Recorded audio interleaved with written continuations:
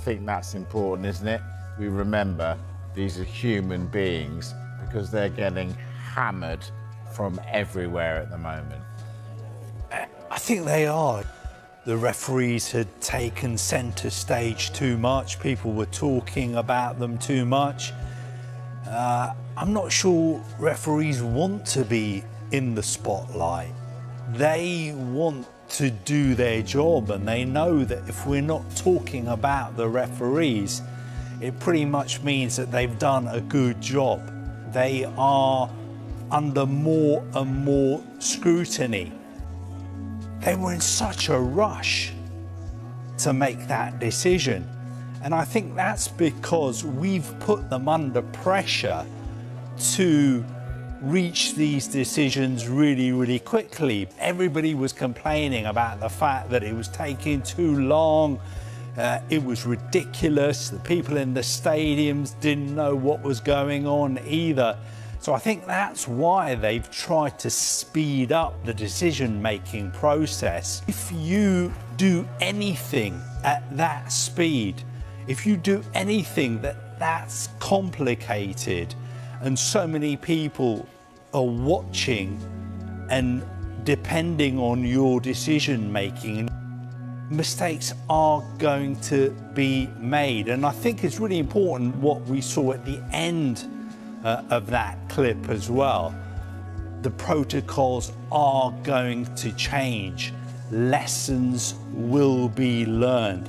And I know you said that a lot of people are hammering the officials, saying is, look, obviously a mistake was made, and in footballing terms, it was a serious, significant mistake.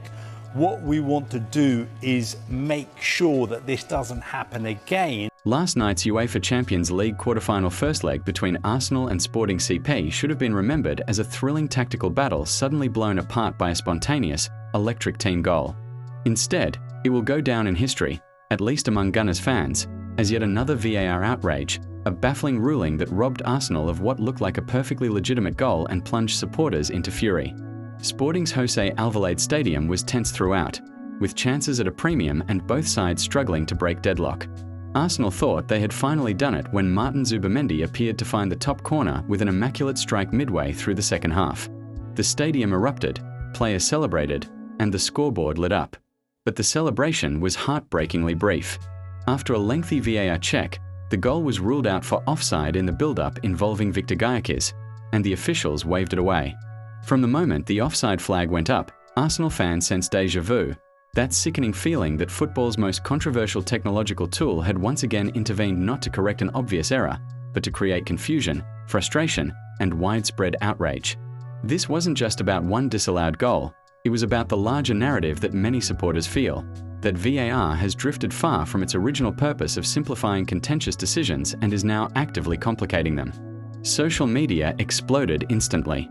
Thousands of Arsenal fans took to Twitter, Reddit, and TikTok to vent their anger, arguing that the offside line was so marginal it might as well have been invisible, and that the spirit of the game was thrown out the window in pursuit of pixel-perfect officiating. It's daylight robbery, read one viral fan post. Another said VAR had become a joke and that no player, manager, or supporter could reasonably celebrate a goal until after a lengthy review was complete. These sentiments are familiar to anyone who has watched Arsenal this season, or indeed any Premier League or Champions League match, with the slow-marching spectre of VAR hanging over every attacking moment. Critics are not just emotional, they're analytical, too. The overarching gripe is simple. VAR is too intrusive and too punitive, particularly in offside scenarios where replays are scrutinized frame by frame until even the smallest studio margin can be weaponized to erase a goal. A league where attackers are judged by millimeters and referees are expected to find flaws that the human eye, or the live officiating team, could not, becomes a league where spontaneity, joy, and the flow of the game are casualties of technological overreach. To many Arsenal supporters, this latest incident isn't an isolated event but the latest chapter in an increasingly frustrating saga.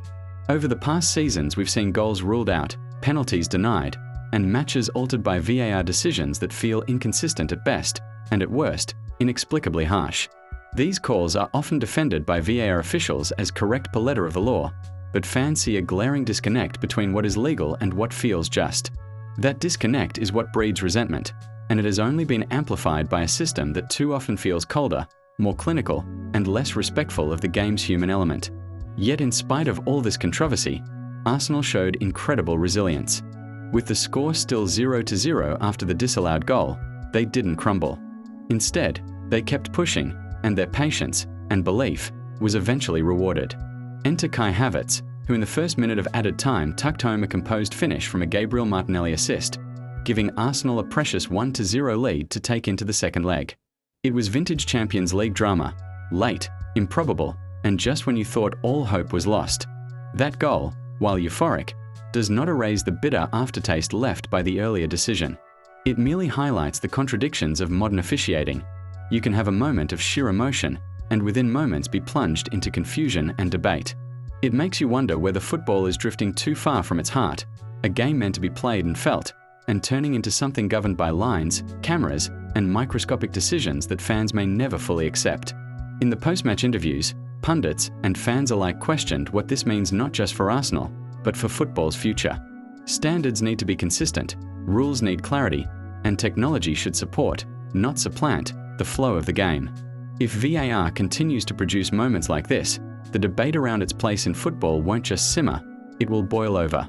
As Arsenal head back to North London for the second leg, they do so with a narrow advantage, but also a renewed sense of frustration with football's officiating conscience. For the rest of us, the only certainty is that the debate over VAR is far from over.